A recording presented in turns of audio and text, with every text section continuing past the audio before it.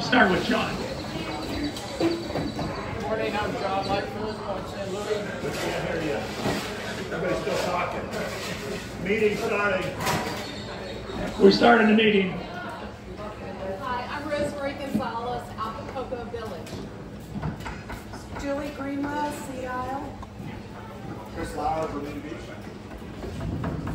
Debbie, welcome. Thank you. Debbie Reinhardt from Sedgwick. Peter. Good morning, Peter Moss, Sand Hill Shores, and great sunshine. Thank you, Jerry. Craig. Craig Vance with Fairmar Beach. Is that everybody? Well, how do you like the new location for our meeting? Food is pretty good. A little chilly. Let me have a chance to introduce you to Joe Giusti, our county commissioner. Thank you, Jerry. Thank y'all. Great new location. Great food. Y'all did a wonderful job with the food, that's for sure. Real quick, just an update on something the county is doing. We just spent $13 million to renovate a building that we owned already, and it is going to be our new mental health kind of holding facility, if you would. It's 10 beds for observation and another 10 beds for a little bit more extended stay.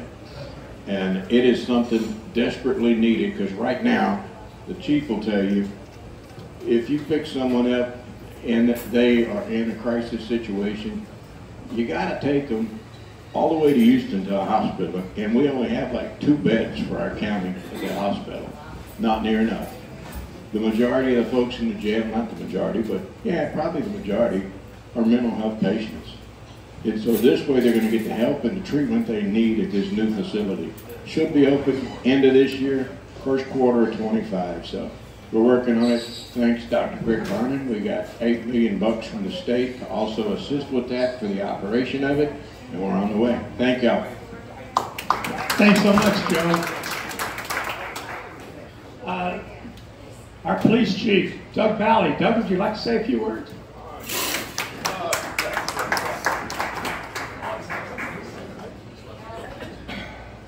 Good morning. Good morning. Happy to be here. Always happy to come out, and food's great location. Here to support Lieutenant Migues, and he's going to give you your report. I suspect there's going to be some questions about last Friday, and so I didn't want him to have to field those on his own. If anyone should bear the brunt of the weight of that fiasco, it should be me, so I look forward to answering your questions. So think about them, and don't throw any softballs. I'm here, have broad shoulders, and I'll be okay. And sorry about my legs, it's still early, and I'll get a little sun on them eventually. Thanks so much, Chief. Let me introduce you to City Council member from Jamaica Beach, Tash Jones. Right here. There she is. I take the videos for you guys. That's right. And Wait. how can we forget Marie Rock, City Council member? Good morning, everybody. It's great to see you at this location, and it's funny because I've been here a few times for like their chili cook-offs. I judge margaritas, but this is such a great addition. I can't wait to come back. But good to see you all, and I'll be giving you my update in a little bit. It's actually Marie that recommended this place, so she was here for a meeting. So thank you, Marie. Okay, we have all of our elected officials and corporate sponsors. House stock, is this Luke here? No. You want to do candidates? Candidates? You want to introduce candidates? Candidates that are running. Sure. This is Melissa Joseph. Melissa Joseph. Melissa Joseph is running for Jamaica Beach City Council. All right. Thank you. Welcome. Nice to have you here. Thank you. Thank you for having me. I'm running for District 6 unopposed. But I'm also planning on running for mayor in 26. You heard it here. Way to go. Let's have approved the February 17th minutes and February 2024 financials. Julie? I'll second. Second. Chris McMurray, second.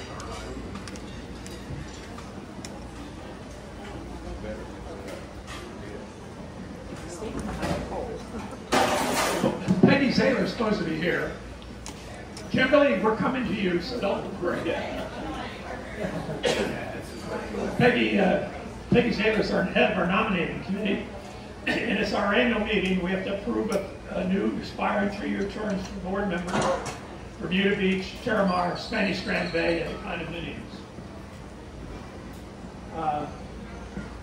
Right now, the term of office for the following expired on February 29, 2024, Bermuda Beach, Terramar, Spanish Grand Bay, and condominiums.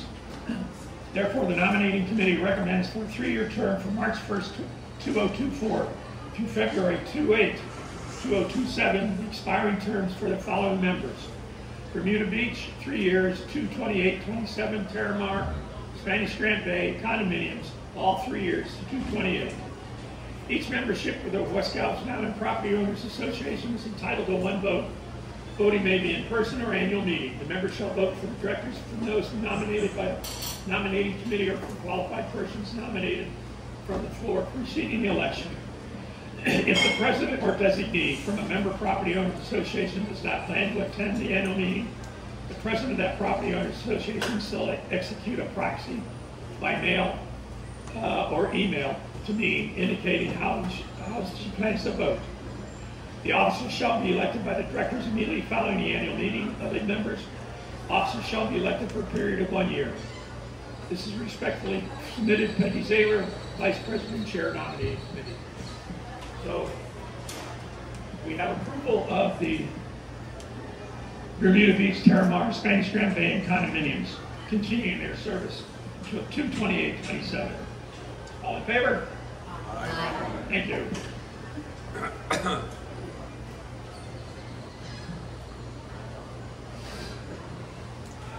Okay, let's go for our Galveston West End Police Report. Sean Migues. Sean.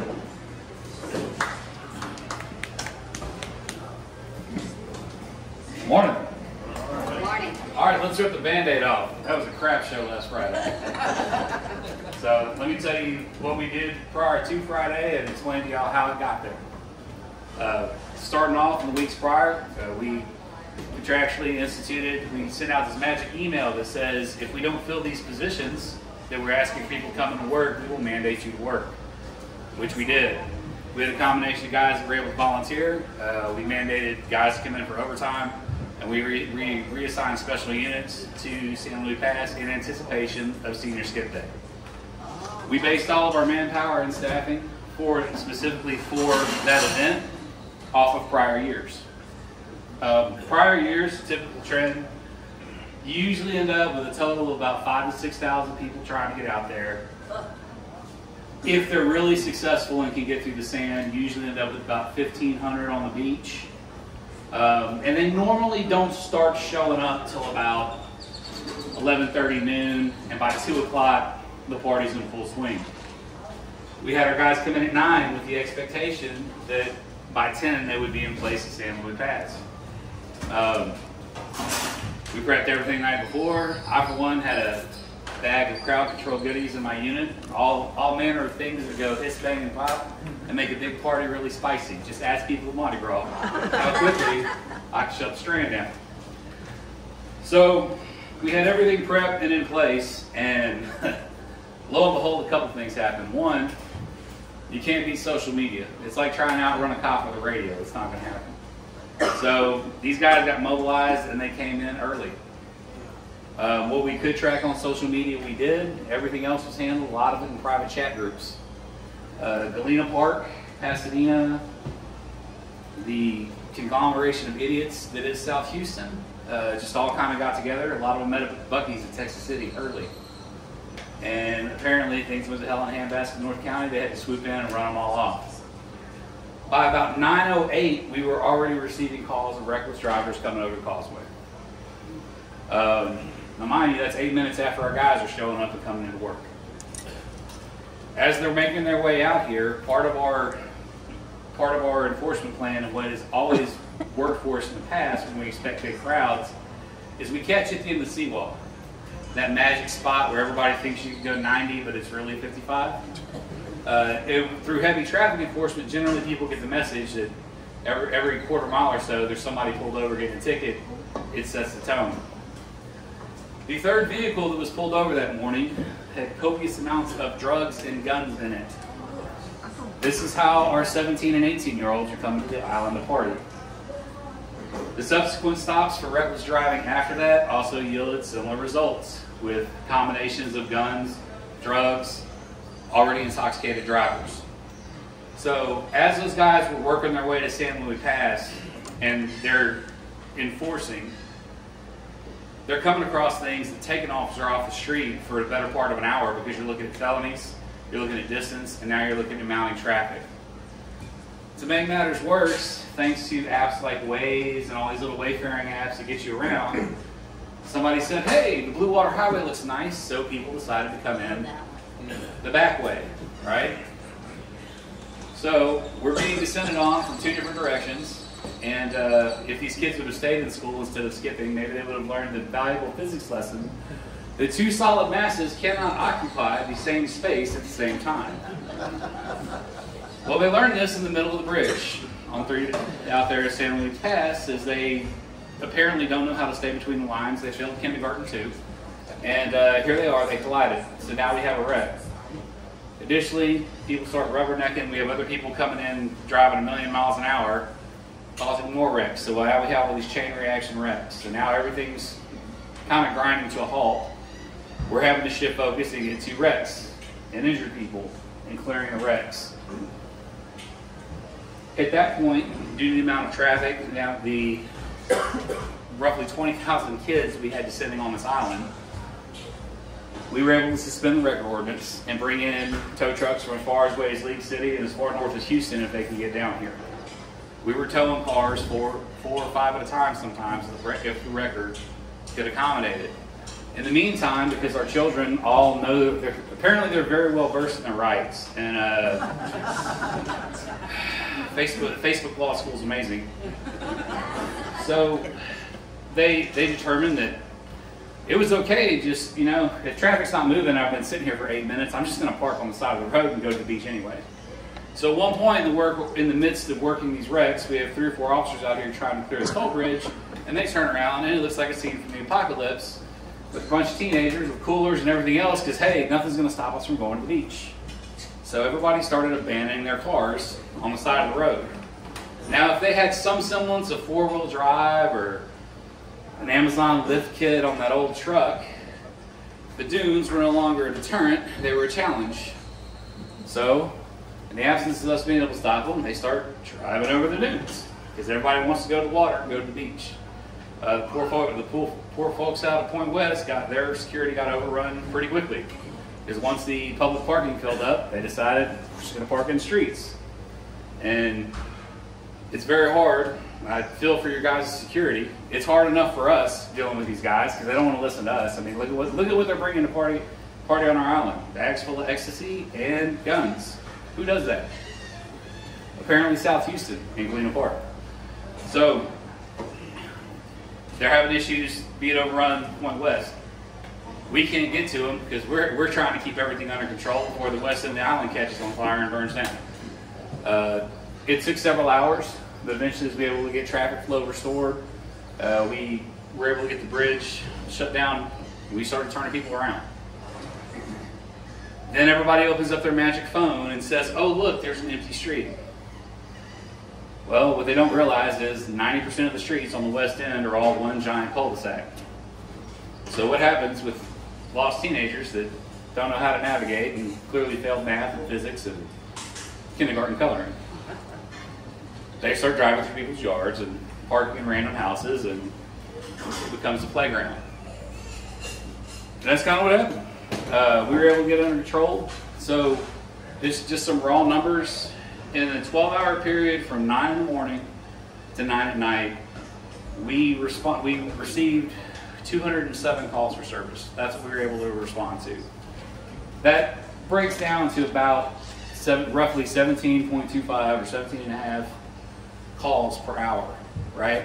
Now we had extra officers and that's great, but when you pull over a car with every available seatbelt taken and a person in a lap, and there's guns and drugs and gang members, that's not something you handle by yourself. That requires 2, 3, sometimes 4 officers. If you do the math at 17.5 calls per hour, that roughly gives us 3 minutes and 50 seconds to handle each call. Most of these calls take 3 to 5 minutes to get to on a good day. On top of that, the majority of these calls take anywhere, like the easy stuff, we can have settled and cleared up in 20 minutes. The more complicated stuff, like felony arrests, you're looking at an hour and a half to 2 hours. So if you kind of look at think about it like a credit card, right? You start charging a bunch of stuff, that magic compounding interest gets you. Time works against us that way in the same manner. We're doing as much as we can, as quickly and as efficiently as we can, and we're triaging the island as we go. But there's only so much we can do at a time. I would love to tell you that I could have come in and walked out to San Luis Pass as a one-man show and started throwing cans of tear gas and slinging pepper balls, and I could have. And it would have been glorious for about 20 minutes. But then what would have happened? Not only would they be drunk, but now you'd have blind, angry drunk people all fleeing and panicked of the 5,000 or so that actually made it to the beach, now running like a horde, jumping into cars and driving. It would only compound the problem. So the magic rule of crowd control is you're only able to do what the crowd can let you do. And that's just, you're kind of at their mercy. So there's a fine line to maintain that balance between too soft or too firm. And we did the best we could, and we eventually the calls got ran, the road was cleared up, and then they decided in all their infinite wisdom to put out on social media that Wednesday they were coming back for round 2. Well, we staffed up and they didn't show. So now they're saying 19th or 29th. So yeah, so now they're going to come down Good Friday for senior skip day, but they're already out of school. We are aware, we're already ramping up people because it's Easter and it's the popular Easter weekend destination. And we are going to have extra guys out there. As we're tracking on social media, the bigger it gets, the more people we'll be able to pull in and send that way.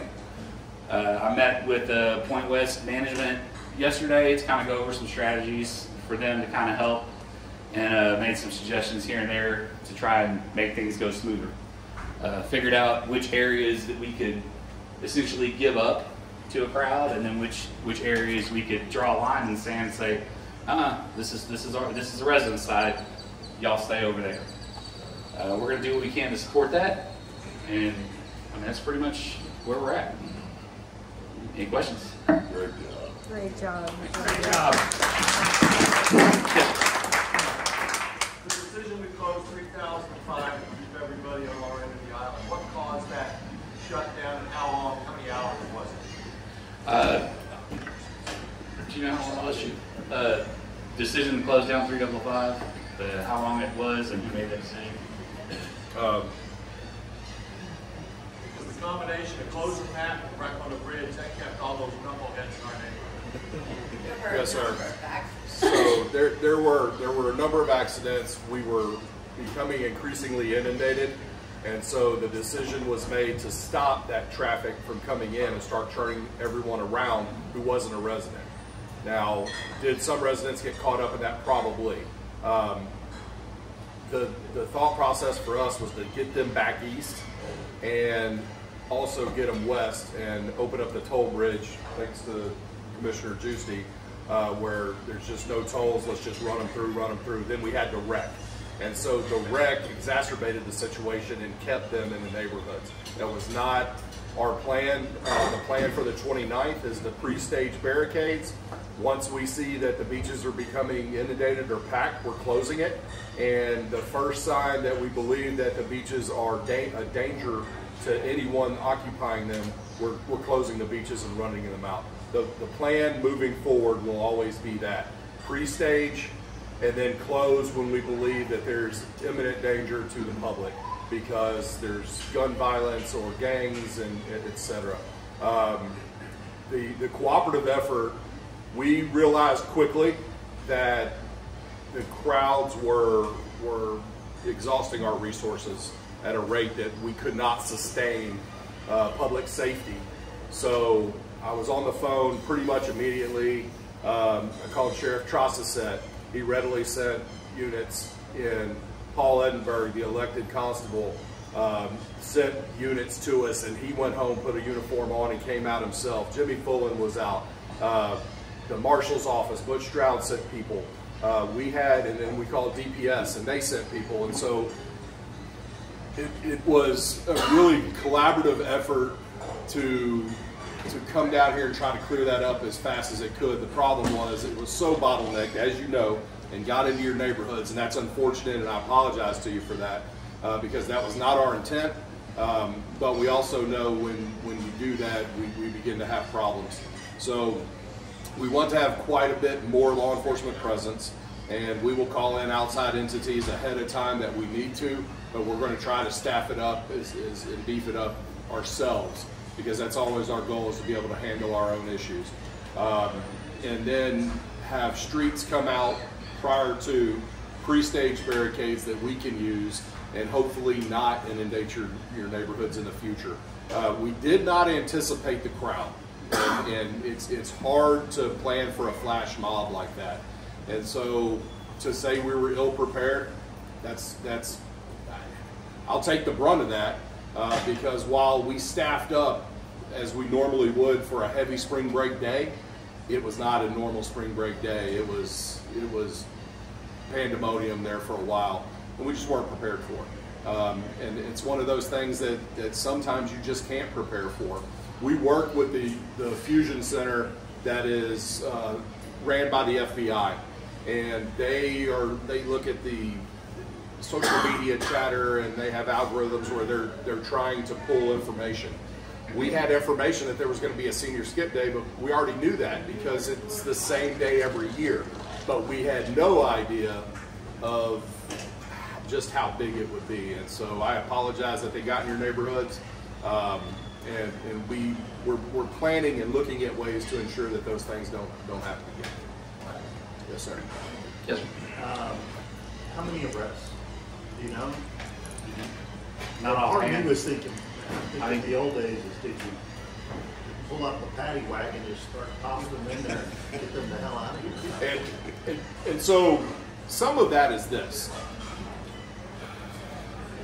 I grew up on the island, and I've been with Galveston PD since 1994. When I got hired, we had these big jail buses, and we have a jail 18-wheeler right now. But we had these jail buses, and we would just drive them out, and we would pack them full like sardines. But all the processing was a sheet of paper that took about 2 to 3 minutes to complete, including the charge, affidavit, and everything, because it was just plug in the name, plug in the date, plug in the location, sign it, and move on. Our process is much different now. And then we don't have our own jail. We rely on the county jail. And so to be able to get someone through medical and into the county jail and processed into our computer system and then booked into the county's computer system is just a much more arduous task today than it was in the old days. And so it slows us down. And being able to make those mass arrests is much tougher now. It's been a really long time. And then let them go. But we're seeing different things today that we weren't seeing just a few years ago. In the 90s, when Mardi Gras downtown was pretty much wide open, there weren't any fences, it wasn't pay to get in, it wasn't uncommon to have 117, 125 arrests on a Saturday. But it's a much different event today than it was then. And so 17 arrests, 20 arrests over a weekend is about the norm. It's more of a family atmosphere, and it's not as bad as it was. immediately following the Momus parade this year, we made 37 arrests, and these were violent people. They were fighting, and one of them punched. Who punches a police horse in the head? No one does that. And so I think, and I'm hypothesizing here, I believe that people are consuming alcohol at the same rate they've always consumed alcohol. But now I believe they're adding edibles on top of it, and it is sending people into this kind of different space. And they're a little more violent now. They're a little more resistant to law enforcement, and it's just different. And that's what I think is happening, but I can't prove that. But it's just a different crowd sometimes. And kind of expound on it a little more. Another thing that we're also noticing too is there is a very distinct behavior difference between a resident of Galveston County when they're stopped and interact with a police officer within the county, and then someone from Harris County. Harris County is virtually lawless. It's not uncommon for me to pull someone over and they immediately start the whole, you pull me over for this, you pull me over for that. No, I pulled you over in front of a stop sign. Well, I'm not going to give him a driver's license.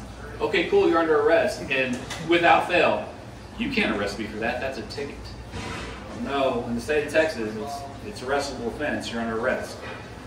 We're combating culture in one of the largest counties in the country, where there is a culture of a zero accountability for anything.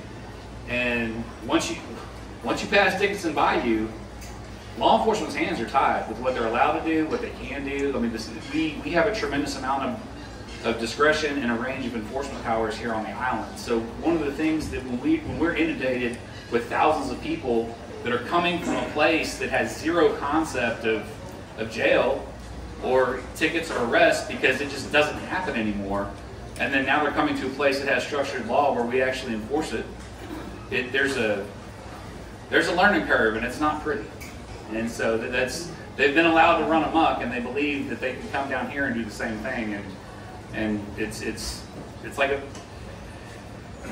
having a good parent and a bad parent, right? You got a cool dad and you got a super disciplined dad. Well, we're kind of super disciplined dad down here. One more thing. I'm only guessing here. It's interesting that all of those school districts are doing senior split day on the Friday before spring break starts. And they seem to be doing it at the same time. Shouldn't we, maybe some of our elected officials can, change that, right? That doesn't mean that people aren't still going to skip school. The schools aren't saying there's a senior skip day. This is not the holiday. Yeah, so kind of there's only, well, I'll tell you, there's only so much schools can do. I can speak for Galveston. I have 2 kids in high school, and I can tell you after driving down Sunny Beach yesterday, I'm glad my daughter's not an idiot, nor is my son. I know they do silly things, but after seeing some of the things I saw yesterday, I know my wife and I have raised them right to the best of our ability. But I can tell you this, the superintendent for Galveston ISD and the principal for Galveston Ball High did a huge favor for our community when the kids here were like, ooh, all these guys are coming down for senior skip day. Star testing at the end of the year, seniors are required to show up, say I'm here, and then they get to go home. Because there's really no reason for them to be there. The state has to account for them, but they don't want them in the school because it's detrimental to the other kids that are testing. He flat out said, if you skip for senior skip day, I'm taking away your ability to sign in and go home at the end of the year. So you're not going to have an early summer. And I can 100% tell you that the participation from anyone from the GISD on the high school level was very low. So the school officials can. But again, you're also running into, we're very supportive of our school officials here in this area. For those guys in the educational system, it's a war zone too up there. I mean, just look at the news. I mean, the state and Houston Independent School District are constantly back and forth. I mean, there's only so much you can do. Maybe you had your hand up.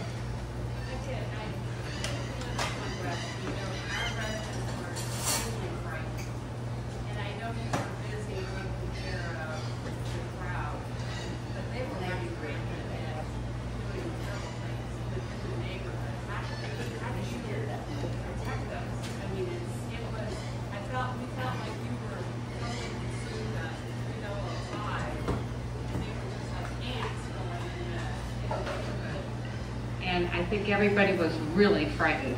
And they kept calling you, which of course you couldn't respond to. I get it.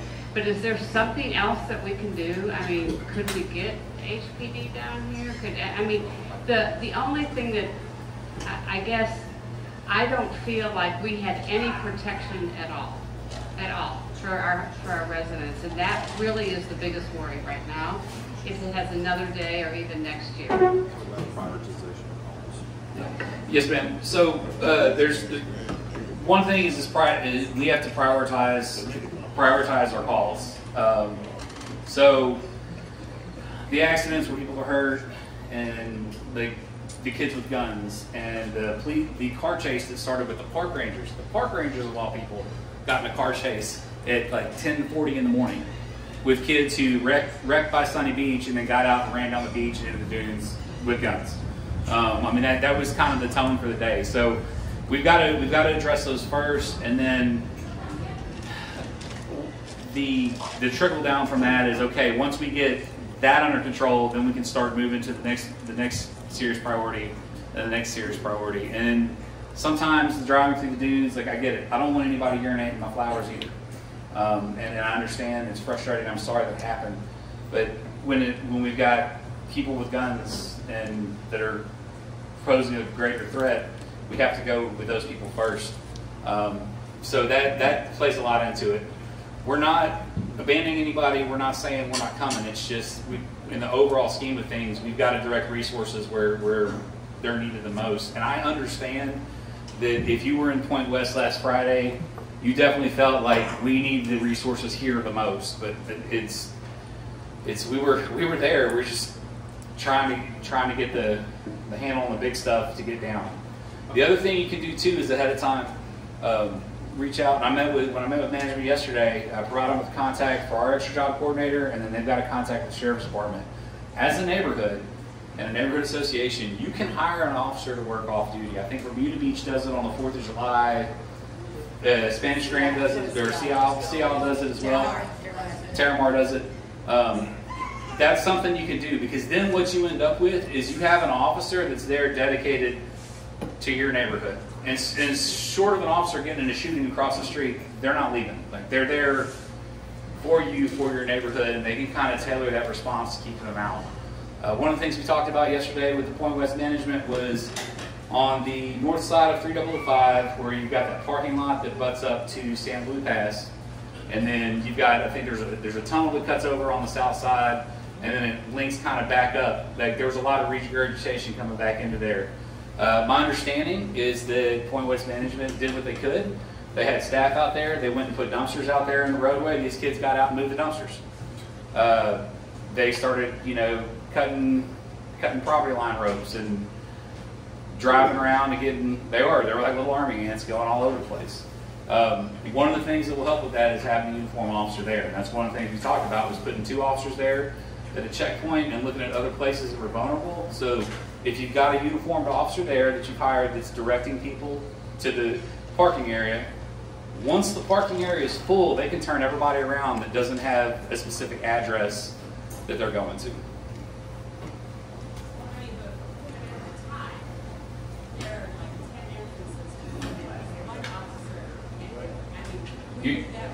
You're going to have to hire about 6, at least.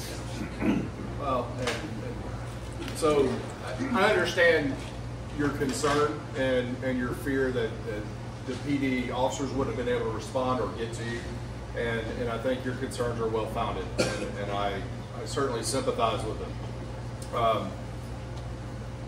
And yes, we had the majority of our officers all concentrated on the issues that were going on 3005, but if a priority 1 call would have occurred inside of Point West, we will divert resources immediately. They were readily in the area and would have come in. And what I mean by a priority 1 call is that is anything where there's a possibility that someone's going to be injured or killed, or there's some type of threat to life. If someone is actively being assaulted, we're going to get officers to you immediately. If we have to drive through ditches and get there, or come in on foot.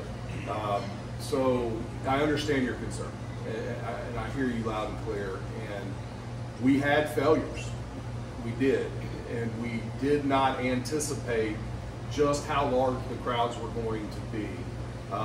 But we are going to work to shore those things up and just have a better response for Point Bluff and everyone else as well. Yes, ma'am.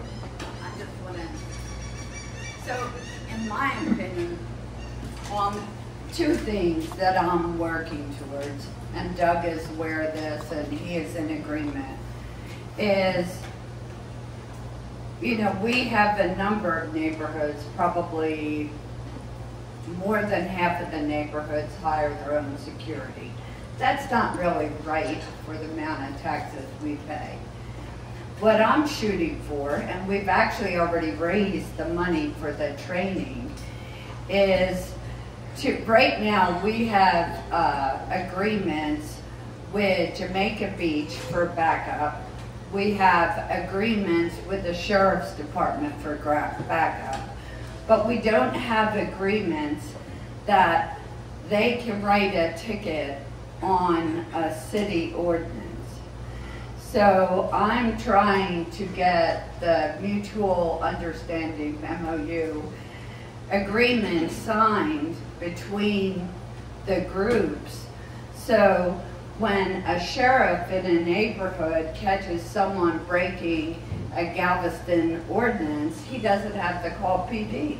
That's stupid. You already have a police there. Like I have one of my constituents is a policeman in Jamaica Beach. He lives in Isla del Sol. If he sees someone breaking a Galveston crime, he can't do anything about it. He has to call a GPD, who we already know we don't have enough of.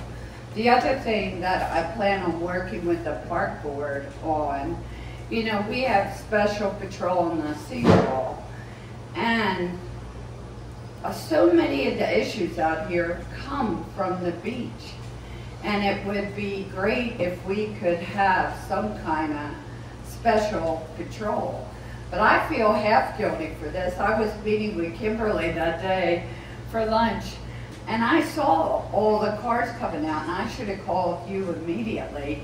I even commented to her, you would think they were giving something away for free on the west end, because I have never seen that many cars heading that way. So I should have called you, and I apologize that I didn't, because it does take all of us working together. But that is something, especially with Jimmy Fullen coming in as sheriff, I think it might be something that we can actually achieve. Again, we have already raised private funds to cover the cross-training, so it's just a matter of getting agreements, and that would kind of double our police force. Agreed. You have a question? Is there, excuse me, you keep talking about social media and how it just was a big firestorm and they were just talking to each other. Could you infiltrate social media and put some misinformation, or just say, hey, I've heard that the police are out in force and you're going to get this kind of ticket or whatever? It's funny you should ask that. So,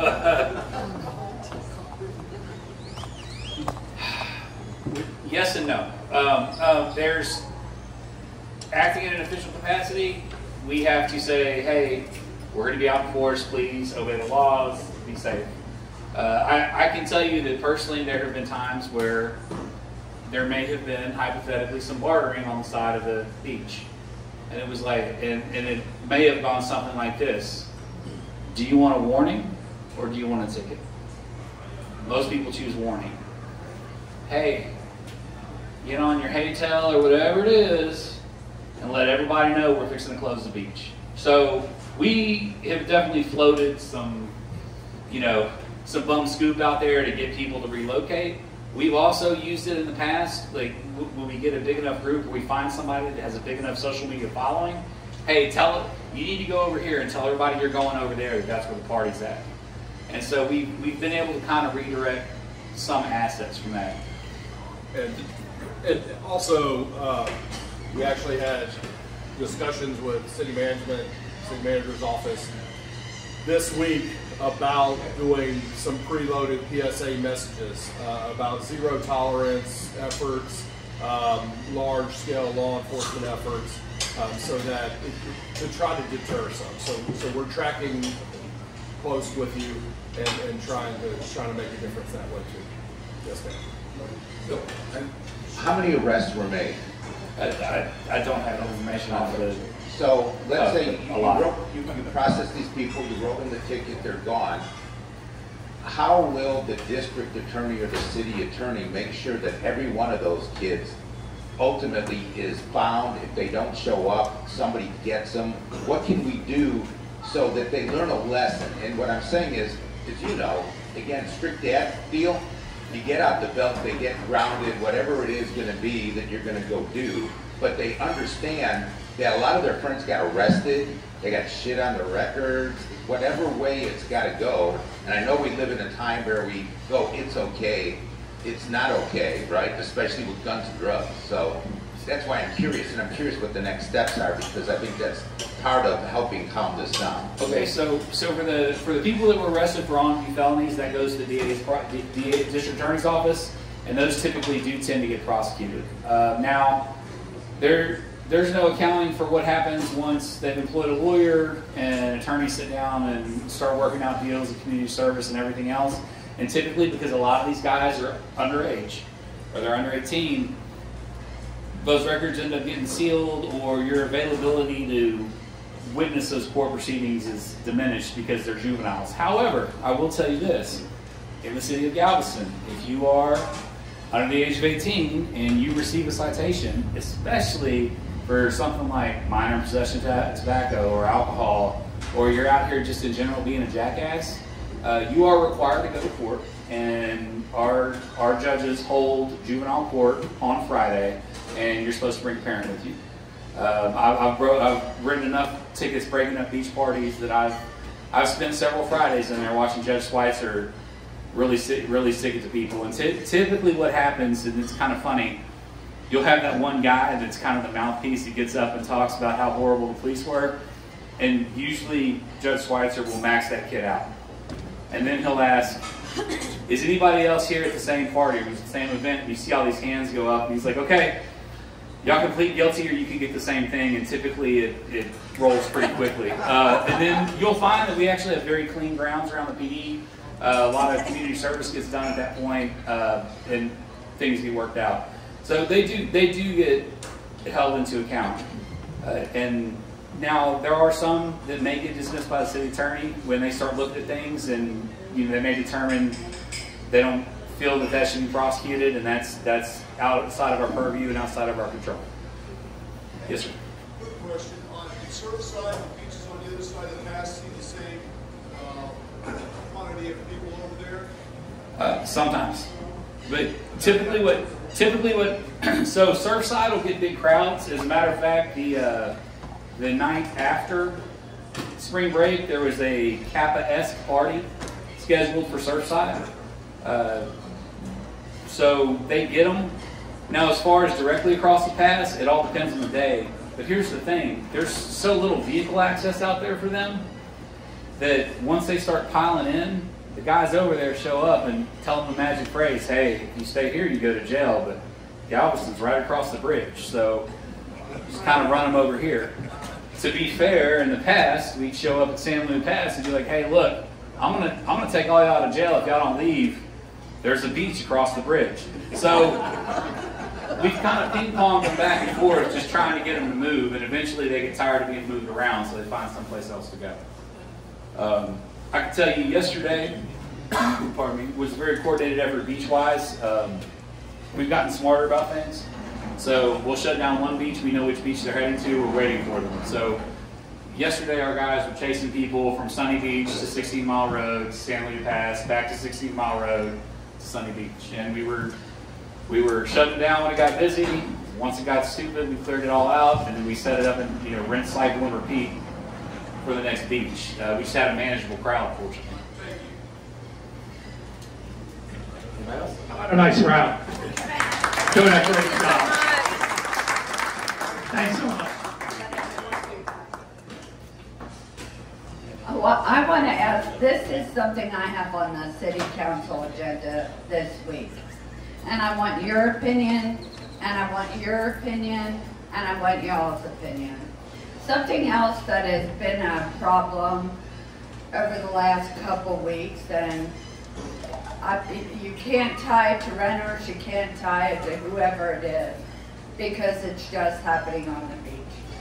So you are allowed to have an open fire on the beach if it's in a container, just so that everyone is aware of it. Right now, there is no rule for an ending time. So there's no, you can have a fire at 2 a.m. on the beach. I don't think that's something we really want.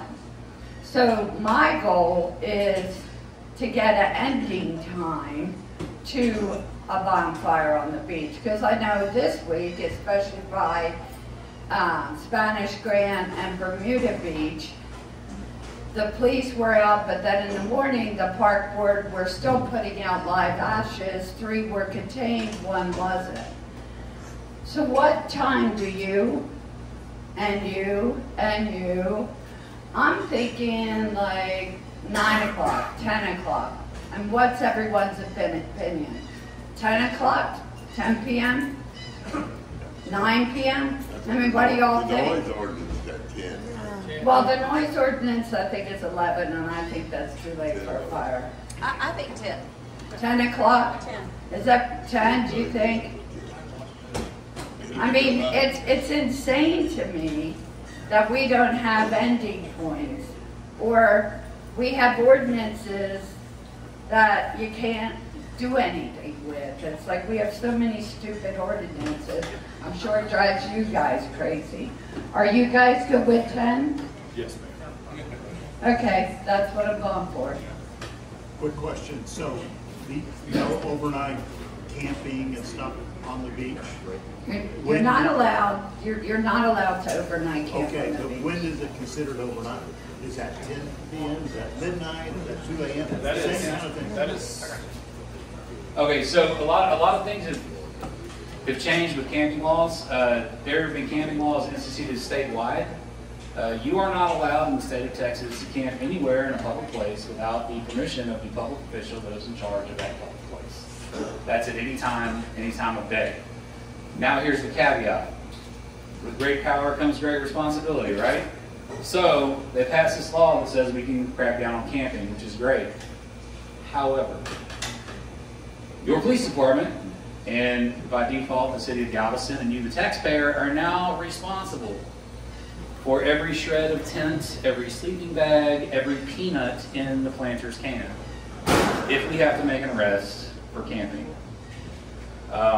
So, you have the ability to enforce that under a state law. It's just, a lot of times, people that camp, they'll draw that line in the sand, and if we arrest them, we now have to stock the property room. Like, it's pretty crazy. And you see how quickly these people will set up these camps and do these elaborate campsites. And the second something is ripped, torn, missing, like, I guarantee you I could arrest somebody for camping and they're going to be there Monday morning to talk about the briefcase with $150,000 they found that I magically didn't check in the property. It's a double-edged sword. Right, but We also can't impede their ability to fish. Right. Yeah. They have the ability to fish 24 hours a day, and you cannot impede their ability to fish from the state of Texas. Yep. And so if you put that fishing pole out, it gets so muddy really quickly, and the laws contradict each other, and then we just have problems of interpretation and how you do it without infringing, and it's but we have signs on there that says anything left out overnight is disposed of. So Parkboard does a great job of picking it all up. So it's not going to stay there long. Because they're doing that, then that should. Right. So one of the things that we've had a lot of success with on the east end, and we've seen some limited success with it on the west end as well, is sometimes people wake up and decide to go to the bathroom, and then they come back and their tent's gone, and it's already been taken out by the park board. So we work closely with the park board. If their cleanup crews encounter an issue with either people on the beach or people giving them a hard time, we'll come out and intervene and then give them an option to leave. Most people get mad and just storm off and leave their stuff, and at that point they've abandoned their property and it goes in the trash. The So only we reason do. I was asking that is if there was a time limit for that, then sync up with the fire thing at the same time, but if it's not. And It just you got says people- overnight. So then it's, yeah, what is overnight? Good question. Noon- Good question. And midnight to 5.